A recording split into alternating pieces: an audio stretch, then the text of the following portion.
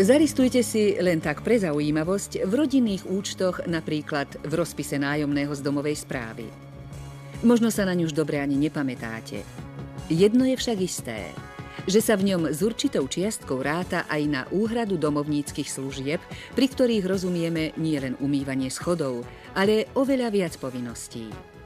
Napríklad aj zametanie dvorov, chodieb, schodíšť, chodníkov výťahovej kabíny, priestorov okolo nádob na smeti i udržiavanie čistoty na povalách a v pivniciach, umývanie okien dverí, ba raz ročne aj kosenie a hrabanie trávnatých plôch v okolí domov. V zime udržiavanie chodníkov, odstraňovanie snehu a posýpanie pri poľadovici. Domovník je povinný starať sa aj o sušiarne, práčovne, žehliarne. Slovom, tých povinností je dosť.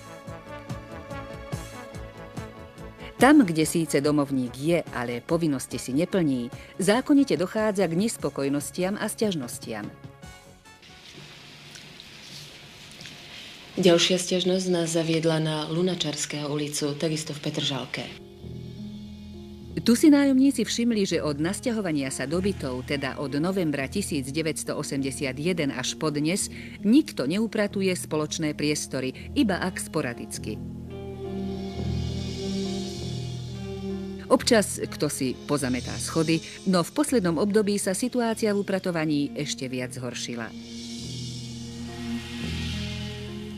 Sťažovateľ doktor Vladimír Lukovský uvádza, že upratovanie u nich je o to potrebnejšie, lebo v okolí sa ešte stále stavia a pri zhoršenom počasí sú aj spoločné priestory veľmi znečistené. Prečo?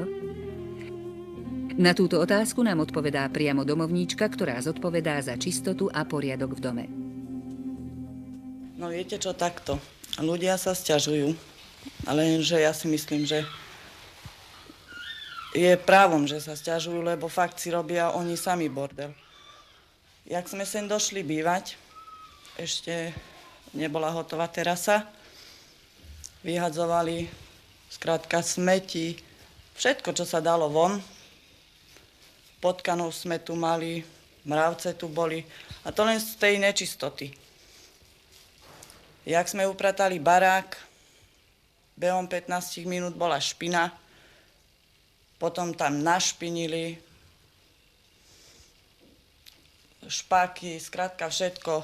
Smeti mi nosili dole do súterénu, tam mi to hádzali, no a taký bol neporiadok. No a ja mám 2 malé deti, ja to nemôžem robiť, ja na to nemám čas, každý deň po niekom upratovať, tak som skrátka si na to najala pani a teraz to robí túto pani a tá vám môže povedať.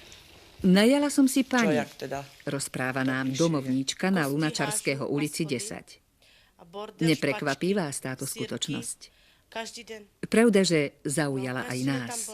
A neskôršie sa k nej vrátime. Potrebovali služku a nie domovničku. Oni si myslia, že domovnička tu je pre všetko, že je tu treba tú špinu, čo oni tam našpinia, to mám zbierať. Oni prídu, pani domovnička, zabuchol som si dvere, poďte mi otvoriť byt. Skrátka, ja bych tu mala byť na všetko. No a to není v mojej pracovnej náplni, ak si to oni všetci teda tu predstavujú. Niektoré naše sídliská majú teda celý rad problémov. Sťažnosti ich obyvateľov sú však dôležitým impulzom pri odhaľovaní a náprave niektorých nedostatkov. Pretože tieto problémy sa najvýraznejšie prejavili v poslednom čase práve na najnovšom bratislavskom sídlisku Petržalka, zaoberali sa nimi aj zodpovedné kontrolné orgány. Zistili, že z 200 domovníckych a upratovačských bytov musia 19 zrušiť užívacie právo bytu pre neplnenie si domovníckych povinností. Ďalších 43 bytových jednotiek budú musieť uvoľniť tí, ktorým boli pridelené byty protiprávne. A to je najviac zarážajúce.